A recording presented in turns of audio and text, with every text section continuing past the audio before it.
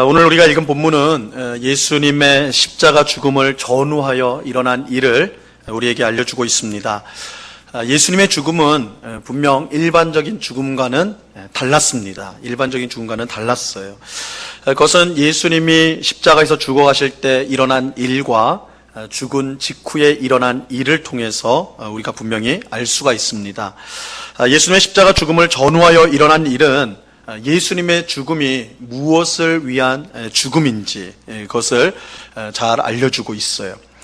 오늘 설교를 통해서 우리는 이제 두 가지 사실에 주목을 하고자 합니다. 두 가지 사실을 좀 보고자 하는데, 첫째는 예수님의 십자가 죽음을 전후하여 일어난 이 일들이 가진 뜻이 무엇인가. 그래서 예수님이 죽어가실 때 일어난 일과 예수님이 숨지신 직후에 일어난 일들이 무슨 의미를 갖고 있는가, 예수님의 십자가 죽음과 관련해서 어떤 뜻을 가지고 있는가, 그걸 이제 첫 번째로 살펴보려고 그러고, 두 번째로는 예수님의 십자가 죽음을 지켜본 백부장이 이 사람은 하나님의 진실로 하나님의 아들이었도다, 이렇게 고백을 하거든요. 이게 오늘 설교의 제목이기도 한데, 이 고백이 갖고 있는 의미가 무엇인가, 이것을 이렇게 두 가지를 좀 살펴보려고 합니다.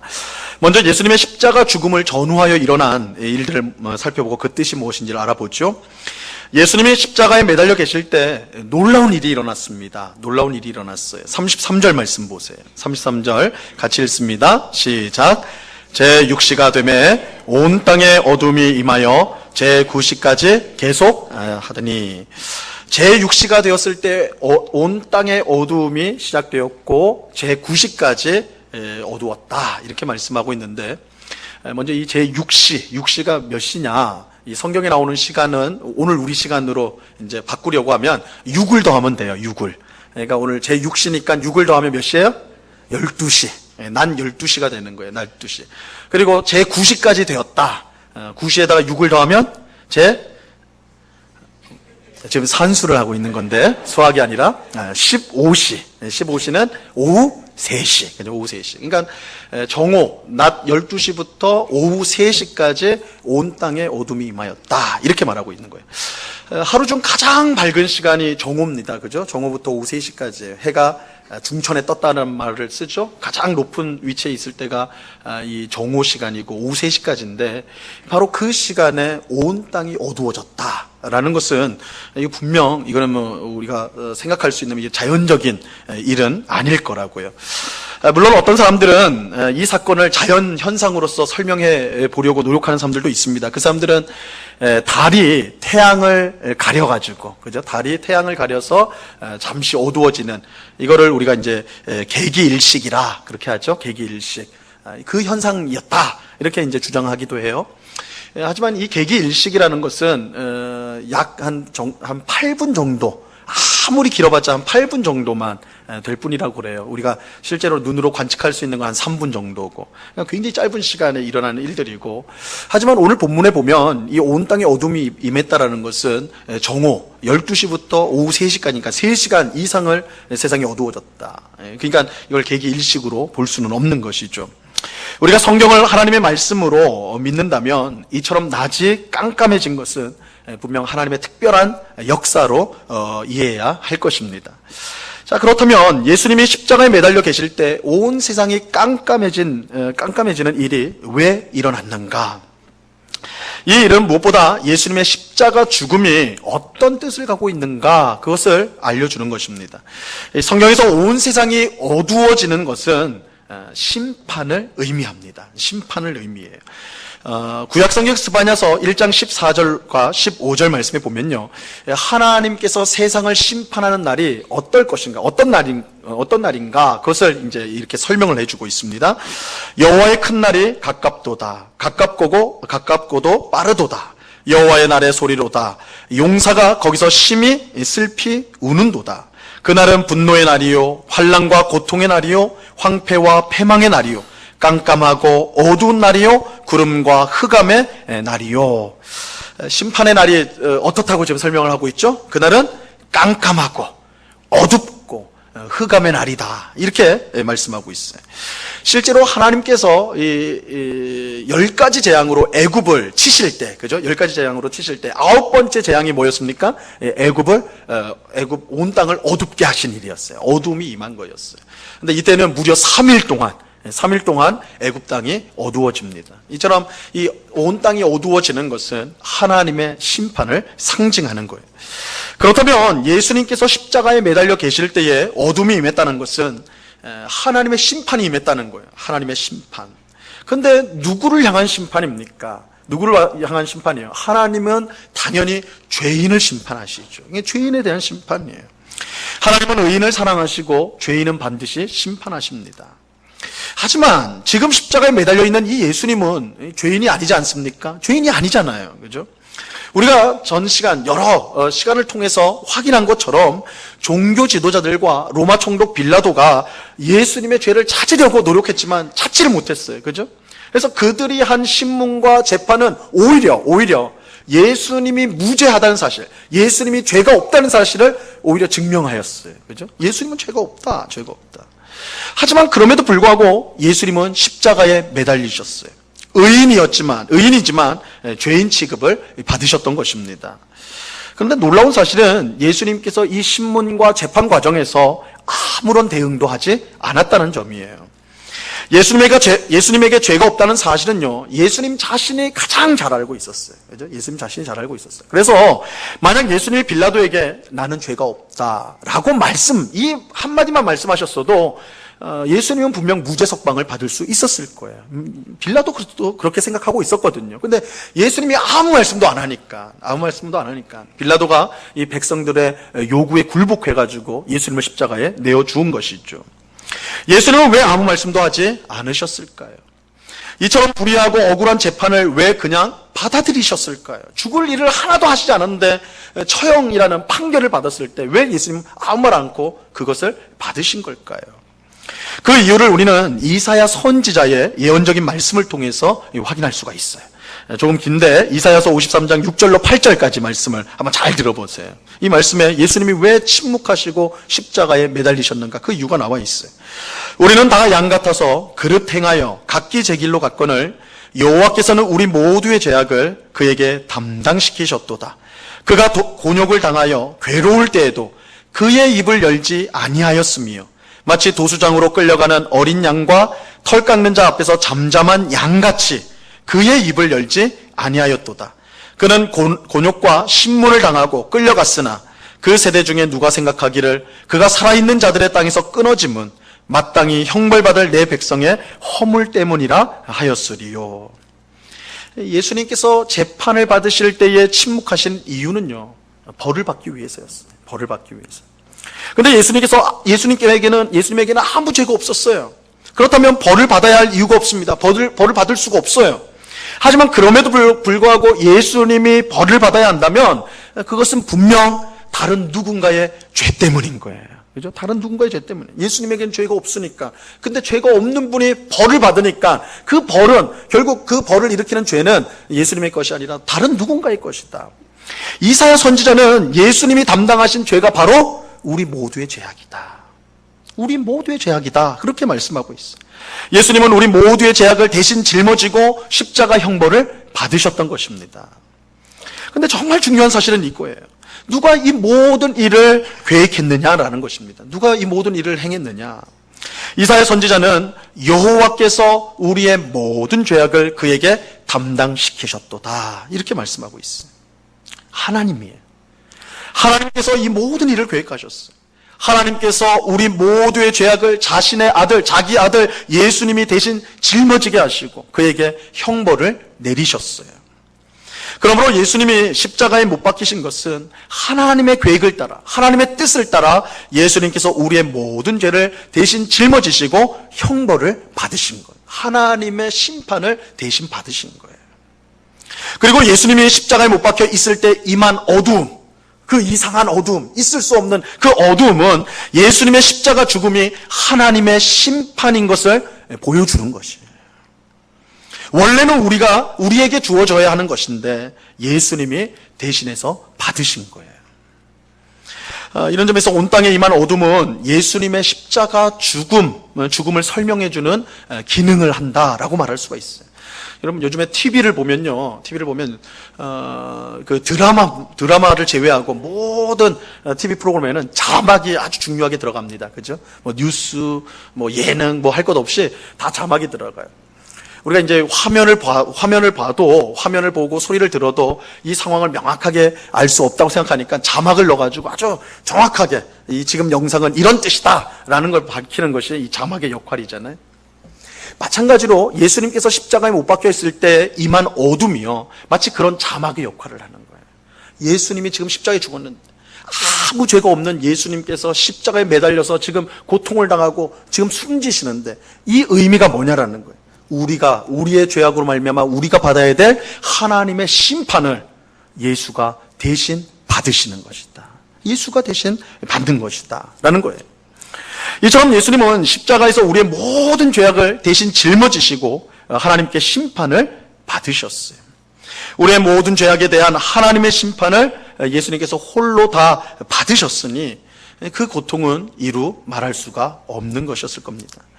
이것은 예수님이 죽기 직전에 하시는 행동을 통해서 우리가 알 수가 있어요. 34절 말씀 한번 보세요. 34절 같이 읽습니다. 시작.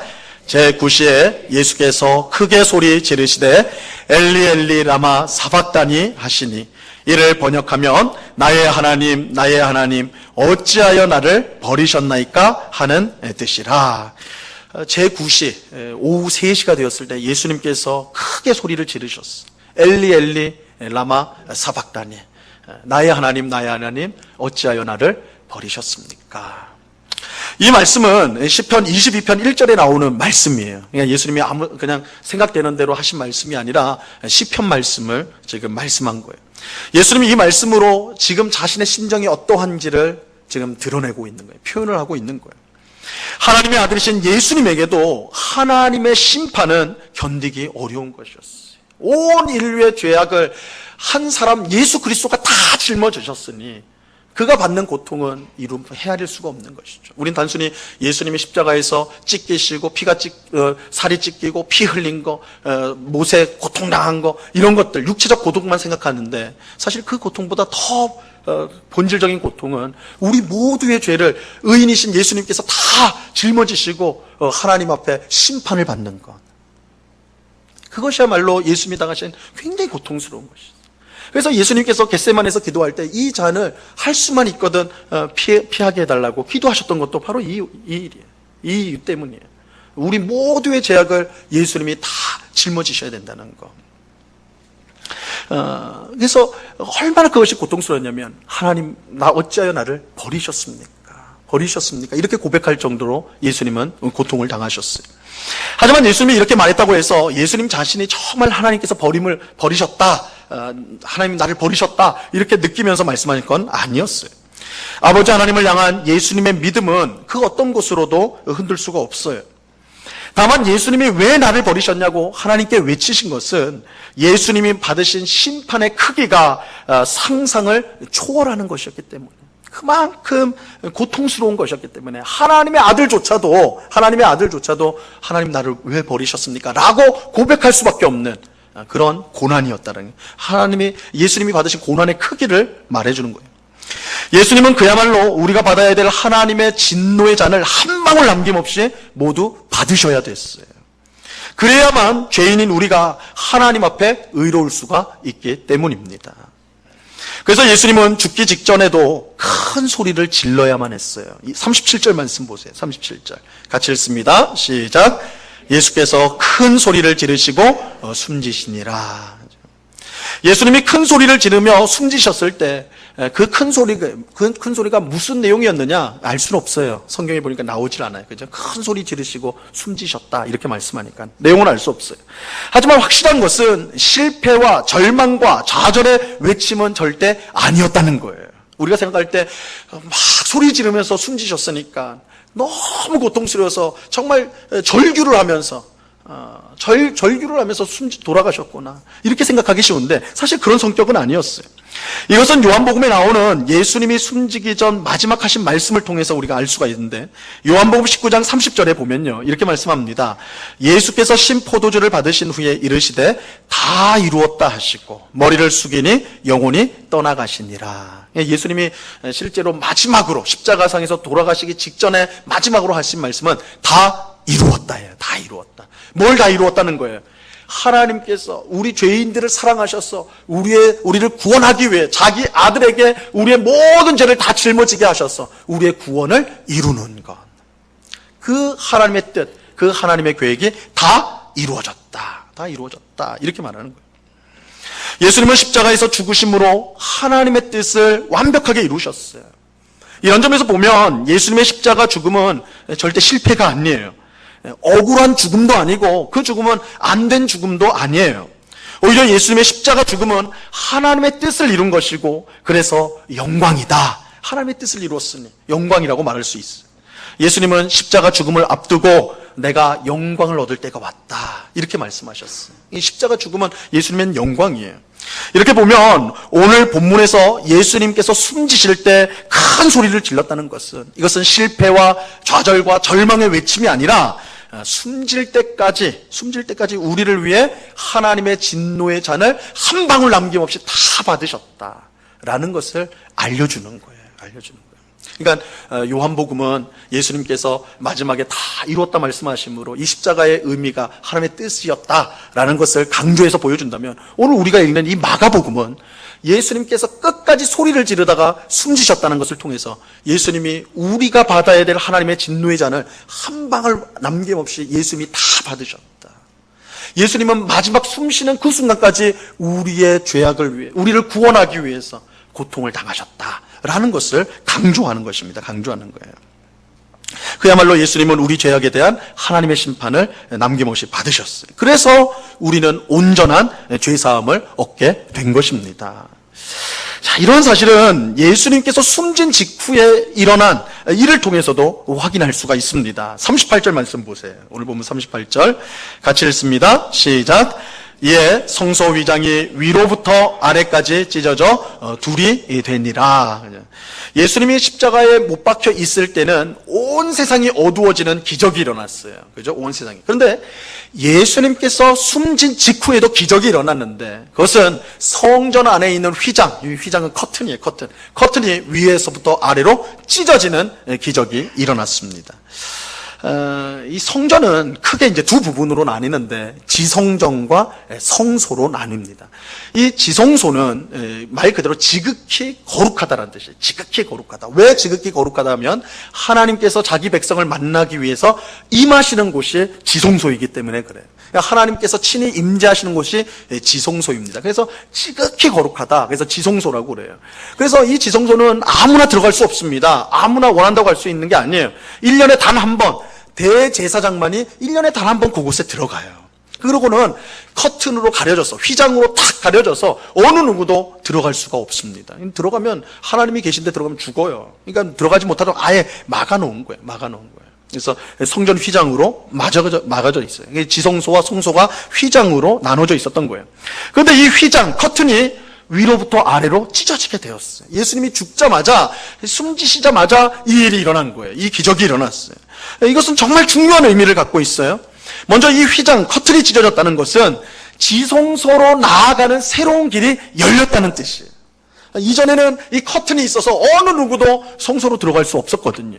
그런데 예수님이 죽으시자 이 커튼이 위에서 아래로 찢어져 버렸어요. 두 조각이 되어서 그 사이로 길이 난 거예요. 이제는 누구나 하나님 앞으로 나아갈 수 있게 된 거예요. 물론 누구나 나갈 수 있다고 해서 그러면 아무나 갈 수 있느냐, 뭐 그런 건 아니죠.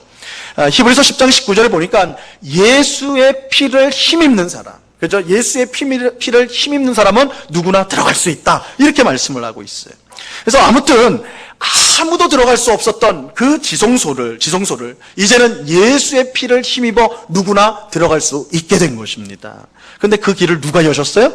하나님이 여셨어요. 이것이 휘장이 위로부터 아래로 찢어졌다는 의미예요. 예수님은 우리의 모든 죄를 대신 짊어지시고 십자가에 못 박히셨습니다. 하나님은 그런 예수님을 심판하셨어요. 예수님은 하나님의 진노의 잔을 남김없이 다 받으셨습니다. 그 결과가 뭔가? 그 결과가 뭐예요? 우리의 모든 죄가 사함을 받았어요. 우리의 모든 죄가 씻어졌습니다. 죄인인 우리가 의인이 되었어요. 그래서 이제 우리가 어떤 특권을 누리게 됩니까? 하나님 앞으로 나아갈 수 있게 된 거예요. 그러니까 보세요.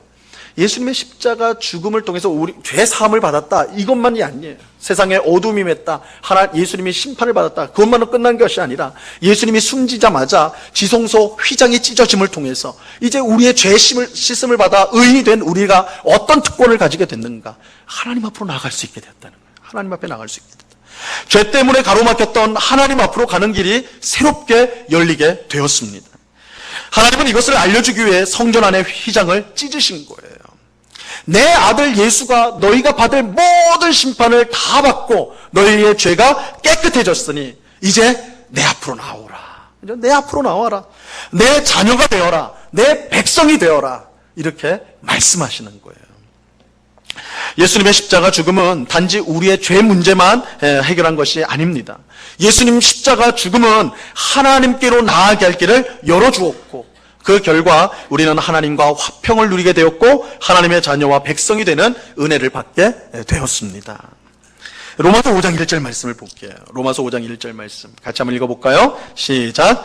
그러므로 우리가 믿음으로 의롭다 하심을 받았으니 우리 주 예수 그리스도로 말미암아 하나님과 화평을 누리자. 예수 그리스도로 말미암아 하나님과 화평을 누리자. 근데 이 말을 더 정확하게 말하면 예수님의 십자가 죽음으로 말미암아 찢어진 지성소 휘장을 지나서 하나님 앞으로 나아가자. 이제 하나님 앞으로 나아가자. 저 멀리 성소 저 멀리 밖에서 하나님을 예배할 게 아니라 이제 하나님 앞으로 나아가자. 왜요? 예수님의 십자가 죽음으로 말미암아 휘장이 찢어졌으니까요. 하나님 앞으로 나아갈 수 있는 길이 열렸으니까요. 그래서 하나님 앞으로 나가서 하나님과 화평을 누리자. 하나님이 주시는 평안과 기쁨과 은혜를 풍성히 누리는 삶을 살자. 이렇게 말씀하는 거예요. 이것이 예수님께서 이 모든 일이 하나님의 뜻을 따라 예수님의 십자가 죽음을 통해서 이루어지게 된 일입니다. 이처럼 예수님이 십자가에 계실 때 세상에 어둠이 임했다는 것과 예수님이 숨졌을 때에 휘장이 찢어졌다는 것은 예수님의 십자가 죽음의 의미가 뭐냐? 우리 모든 죄악을 예수님이 다 짊어지시고 하나님께 심판을 받으셨다. 그것을 통해 우리의 죄가 씻겨지고 우리는 의인이 되었다. 그리고 이제 의인이 된 우리들은 하나님 앞으로 나아가는 자가 되었다. 하나님을 만나는 자가 되었다. 이것을 보여주는 것입니다. 자, 이제 우리가 두 번째를 살펴볼 건데, 오늘 본문은 이 한 백부장의 고백을 통해 예수님의 십자가 죽음으로 주어지는 이 놀라운 은혜를 과연 누가 받는가, 이것을 우리에게 알려주고 있어요. 여러분, 예수님의 십자가 죽음으로 우리가 의인이 되고 하나님과 화평을 누리게 되었다, 이렇게 말하고 있어요. 그러면 이 은혜를 누가 받느냐, 이 특권을 누가 받느냐, 이렇게 우리가 이제 질문을 해야 되겠죠. 이 백부장의 고백에 그 답을 주고 있는 거예요. 오늘 보면 39절 말씀입니다. 39절 같이 읽습니다. 시작. 예수를 향하여 섰던 백부장이 그렇게 숨지심을 보고 이르되 이 사람은 진실로 하나님의 아들이었도다 하더라. 여러분, 백부장은 로마 군대의 장교예요. 백부장이 이름이 아니에요. 이름 백시고 이름이 부장이라 이렇게 생각하면 안 돼요. 그러니까 대략 100명의 부하들을 통솔했기 때문에 백부장이라. 1000명을 지휘하면요, 뭐라고 불러요? 천부장이에요. 그죠? 맞아요. 천부장이에요. 그래서 백부장, 천부장은 그 장교 이제 직급이에요. 뭐 중대장, 대대장 뭐 이런 것처럼. 이 백부장, 아마도 이 백부장은요, 예수님의 십자가 처형을 집행하는 그것을 이제 주관하는 로마 군대 담당 장교였을 것으로 보여요. 그런데 너무나 뜻밖에도 이 예수님의 처형을 집행했던 이 백부장이요, 예수님께서 숨지시는 것을 보면서, 그죠? 당연히 이제 이 집행을 주관하고 있으니까 예수님을 뚫어지게 보고 있었겠죠. 근데 예수님이 죽는 그 순간을 보면서 뭐라고 말을 하냐면, 이 사람은 진실로 하나님의 아들이었도다. 이렇게 고백을 했어요. 이 사람은 진실로 하나님의 아들이었도다. 이렇게 고백을 했어요. 왜 이 고백이 뜻밖인가 하면, 아무리 생각해봐도요, 백부장이 이렇게 고백할 이유를 알 수가 없기 때문에 그래요. 이렇게 고백할 이유를 알 수가 없어요. 오늘 본문에는 백부장이 그렇게 고백했다고만 나오지, 그렇게 말했다고만 나오지, 왜 그렇게 했느냐, 왜 그 고백을 할 수 있었느냐, 이유가 나오지 않아요. 만약 백부장이 예수님을 전부터 알고 있었고 그의 처형이 정말 억울한 일이었다는 것을 알고 있었다 하더라도 예수님이 죽는 것을 보면서 이 사람이 진실로 하나님의 아들이었도다 이렇게 말하는 것은 자연스럽지가 않아요. 그죠? 예수님이 훌륭한 사람이었다.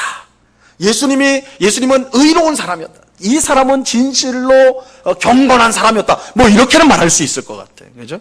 이렇게 말하는 거는 자연스러워요. 그럴 수는 있어요. 하지만 백부장은 예수님이 죽는 걸 보면서 그렇게 말하지 않고 이 사람은 진실로 하나님의 아들이었다 말하였어요. 아니 십자가에서 그 비참한 죽음을 당하고 있는 죄수를 보면서 좀 피 흘리고 온몸에 성한 곳이 한 군데도 없는 그런 예수를 보면서 이 사람은 진실로 하나님의 아들이었다. 어떻게 그렇게 말할 수가 있냐 말이에요. 만약 예수님께서 사람들이 말한 것처럼 그저 못 박힌 것 자기가 다 빼고 그 자리에 내려와가지고 십자가에서 내려와가지고 자기를 억울하게 한 사람들 야단치고 혼내고 심판하면, 아니 그 모습을 보면 야 정말 하나님의 아들이구나 이렇게 하는 건 자연스러울 수 있을 것 같아요. 그렇죠? 근데 그렇지 않았거든요. 예수님은 지금 아주 세상에서 가장 무기력한 존재로 십자가에서 사지가 묶인 채로, 그저 못 박힌 채로 지금 피 흘리면서 곧 죽어가고 있는 거라고요. 그리고 실제로 죽었죠. 그 모습을 보면서 백부장은 야 진실로 하나님의 아들이었다. 이 말이 안 되죠. 말이 안 돼요. 여러분 생각은 어떻습니까? 무엇이 백부장으로 하여금 비참하게 죽어가는 예수님을 보면서 이 사람은 진실로 하나님의 아들이었다라고 고백하게 만든 걸까요? 무엇이 그렇게 만든 것일까요? 저도 이제 설교를 준비하면서 이 문제를 갖고 고민을 많이 했어요. 어떻게 이런 고백이 나올까? 어떻게 이런 고백을 할 수 있었을까? 근데 이제 쉽게 풀리는 문제가 아니었습니다. 이제 여러 학자들의 견해가 있는데, 신학자들이 여러 견해를 제시했는데, 만족스럽지 않더라고요. 만족스럽지 않아요. 근데 이것이 이 풀기 어려운 문제라는 것은 뭐 사실은 너무나 당연한 거예요.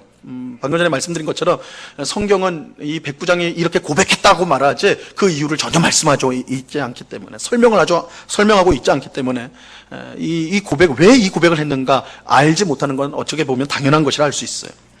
근데 어쩌면 이 성경이 이처럼 이유를 말하지 않고 있다는 것, 이것이 이 백부장의 고백을 이해하는데 가장 중요한 힌트일지 모르겠어요.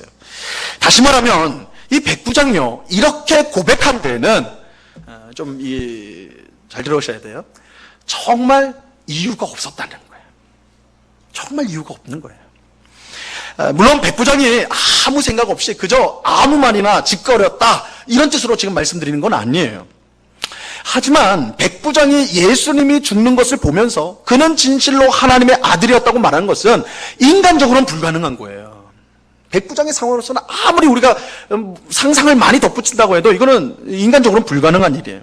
그렇다면 백부장이 이렇게 고백한 데는 보다 깊은 차원의 어떤 일이 이 백부장의 심령 가운데 일어났다라는 거. 그러니까 어떤 영적인 차원에서의 신비한 일이 이 백부장의 심령 가운데서 일어났다라고 생각해 볼 수가 있다라는 것이죠. 그게 무슨 일인가? 이 가이사랴 빌립보로 가는 길에서 예수님이 제자들에게 아주 유명한 질문을 던집니다. 너희는 나를 누구라 생각하느냐?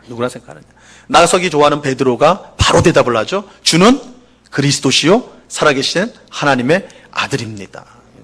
베드로가 그 고백을 할 때 예수님이 너무 기뻐하셨어요. 기뻐하시면서 뭐라고 대답하냐면 이렇게 대답을 합니다. 마태복음 16장 17절 말씀입니다. 같이 한번 읽어봅니다. 시작. 예수께서 대답하여 이르시되 바요나 시몬아 내가 복이 있도다. 이를 내게 알게 한 이는 혈육이 아니요 하늘에 계신 내 아버지시니라. 예수님이 너무 베드로의 대답을 듣고 기뻐해가지고 야 베드로가 맨날 실수만 하는데 너 이번에는 맞았다 야 막 그래서 너무 기뻐하면서 하는데 뭐라고 칭찬하시냐면 뭐라고 그래요? 복되도다 그래요. 그죠? 여러분 이거 좀 이상한 거예요. 지금 베드로가 정답을 맞췄으면 예수님 뭐라고 대답하셔야 돼요? 네가 잘했다. 야 너 참 잘했다. 뭐 이렇게 대답하는 게 맞는 거 아니에요? 네가 옳다.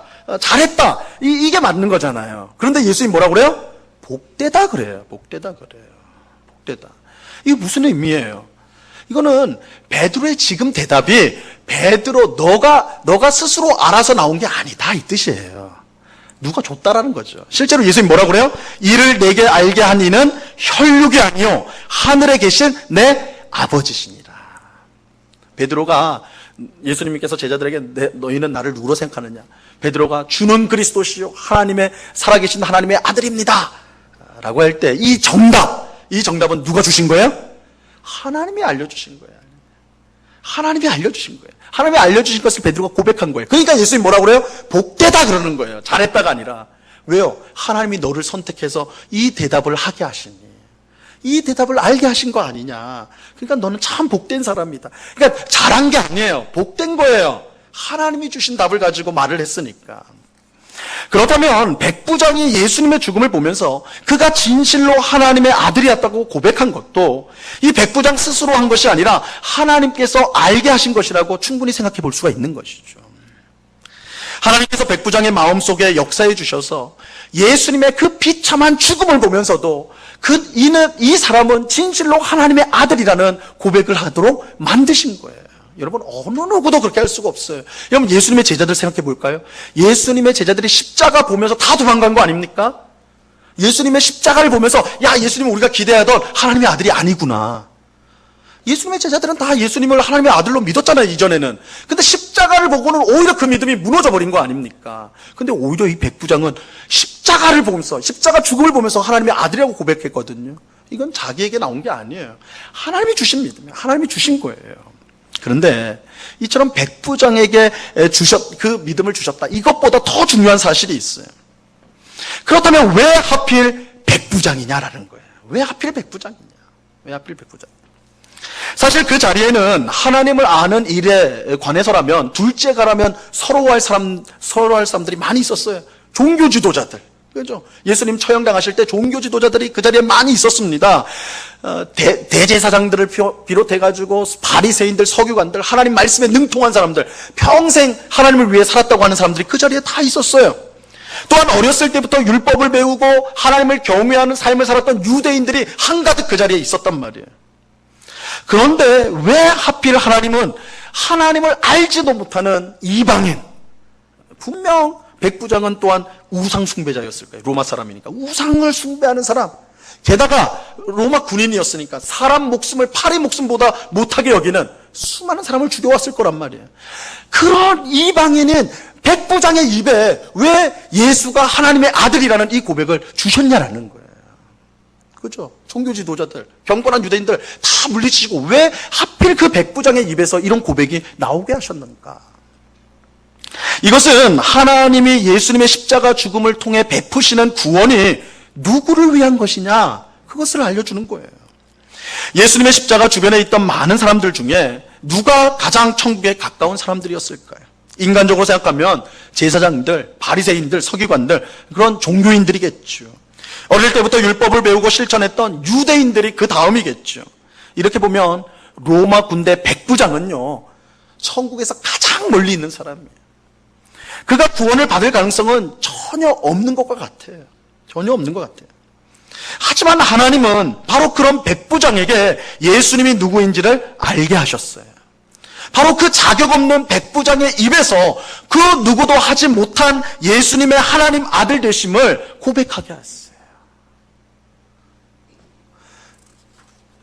여러분, 누가 구원을 받을 수 있습니까? 누가 하나님의 은혜를 받을 수 있습니까? 하나님의 생각과 우리의 생각은 다릅니다. 완전히 달라요. 하나님은 제사장도 바리새인도 아닌 로마 군대 백부장을 선택하셨어요. 그리고 그의 입으로 예수님이 누군지를 세상 가운데 증거하게 하셨습니다. 하나님은 자기가 한 업적을 아뢰는 바리새인의 기도를 듣지 않으셨어요. 대신 감히 하늘을 우러러보지도 못하고 자신의 가슴을 치면서 울면서 불쌍히 여겨달라는 세리의 기도를 하나님은 들어주셨어요.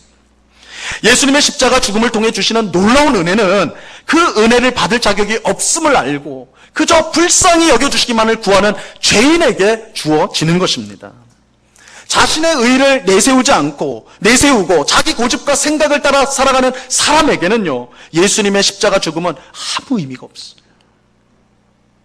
오직 자신이 백부장인 것처럼 정말 자신은 아무것도 아님을 알고 오직 하나님의 은혜를 겸손히 구하는 사람에게 십자가는 구원이고 영광이 될 수 있는 것입니다. 여러분, 우리는 오늘 예배 자리에 나올 때 누구처럼 나왔습니까? 예수님 십자가 주변에 있었던 종교 지도자들이나 유대인들처럼 자신의 의를 가지고 자신의 지혜와 능력을 자랑하며 혹 이 자리에 나오진 않았습니까? 나는 괜찮은 사람인데, 난 괜찮은 사람인데 하나님이 조금 도와주시면 더 잘 살 텐데, 그런 마음으로 나오지 않았어요? 스스로 하나님의 은혜를 받기에 충분하다고 생각하며 나오지는 않았습니까? 여러분, 로마 군대 백부장이 예수님을 하나님의 아들로 고백했다는 사실을 꼭 기억하셔야 돼요. 아무 자격이 없고 공로가 없는 사람, 하나님의 나라와 상관없는 것 같은 사람에게 하나님의 은혜가 임하였습니다. 하나님은 그런 사람의 입술을 통해 예수님을 세상 가운데 드러내셨어요. 나타내셨어요. 하나님이 찾으시는 사람은 스스로를 자격 없다고 생각하여 오직 하나님의 은혜를 구하는 사람입니다. 하나님의 은혜가 아니면 잠시도 살 수 없습니다 라고 고백하는 사람이에요. 하나님은 그런 상하고 간절한 마음을 가지고 나오는 사람에게 은혜를 베풀어 주십니다. 그들의 입술을 통해 예수님을 세상 가운데 밝히 드러내시는 것입니다. 오늘 예배하는 우리 모두가 가난하고 상한 심령으로 간절히 하나님의 은혜를 사모하며 늘 하나님 앞에 나올 수 있게 되기를 간절히 바랍니다. 자격이 없는 사람, 하나님, 난 아무것도 없습니다. 하나님이 오늘 나를 만나주지 않으시면, 하나님이 오늘 나에게 은혜 베풀지 않으시면, 하나님이 내 가정과 인생을 붙들어주지 아니하시면 나는 할 수 있는 것이 없습니다. 자신을 부인하고 오직 하나님만을 붙들고 나오는 그 사람이 십자가의 은혜를 받게 되는 것입니다. 나를 사랑하는 자가 나의 사랑을 입으며 나를 간절히 찾는 자가 나를 만날 것이라, 그렇게 말씀하셨어요. 우리가 가난한 심령을 가지고 하나님을 간절히 찾을 때에 하나님 그런 우리들 만나 주실 것입니다. 우리의 상한 심령을 치료하여 주실 것입니다. 나는 아무것도 아닙니다. 하나님의 은혜만입니다. 하나님만입니다. 이렇게 고백함으로 하나님 앞에 늘 나와서 하나님이 부어주시는 이 십자가의 은혜, 우리를 살리는 그 은혜를 삶 가운데 풍성히 누리는 오늘 우리 모두가 될 수 있기를 우리 주님의 이름으로 간절히 축원합니다. 기도하겠습니다. 이 사람은 진실로 하나님의 아들이었다. 주님의 이 고백은 대제사장도 서기관도 바리새인도 아닌, 어릴 때부터 경건하게 살았던 유대인의 입술도 아닌, 하나님 나라와는 상관없이 보이는 로마 군대 백부장의 입술에서 나온 고백입니다. 주님, 하나님의 나라는 어린아이처럼 정말 가치 없고 부족하고, 그래서 하나님이 아니면 살 수 없습니다 라고 고백하는 사람들의 몫이라고 우리 주님께서 말씀하셨습니다. 주님, 오늘 우리가 주님 앞에 나와 예배를 드리는데 우리는 어떤 마음과 태도로 주님 앞에 나왔습니까? 우리는 정말 하나님이 없이는 아무것도 아니라는 고백으로 나왔습니까? 하나님의 은혜가 아니면 잠시도 살 수 없습니다라는 그런 고백으로, 겸손한 고백으로, 상한 심령으로 나왔습니까? 아니면 자기의 의를 의지하고 나는 그래도 괜찮은 사람이라 그렇게 생각하며 나오지는 않았습니까? 주여, 오늘 말씀을 통해 누가 십자가의 이 놀라운 은혜를 받는가? 백부장처럼 자격 없고 공로 없고 오직 하나님의 은혜만을 의지하는 그런 사람만이 이 십자가의 은혜 가운데 살아갈 수 있다. 이것을 우리의 마음에 잘 새기고 항상 가난한 마음, 겸손한 마음, 하나님이 아니면 안 된다는 마음으로 주님 앞에 나와 주님의 풍성한 은혜를 받는 저희가 되게 하여 주시옵소서. 오늘도 자격 없는 자들을 부르시고 그리고 그 사람을 복 주시고 은혜 주시는 놀라운 하나님의 사랑과 은혜, 그것을 우리가 기억하며 늘 그 하나님을 찬양하고 감사하고 사랑하는 우리 모두가 될 수 있도록 주장하여 주시옵소서. 감사하며 예수 그리스도 이름으로 기도드리옵나이다.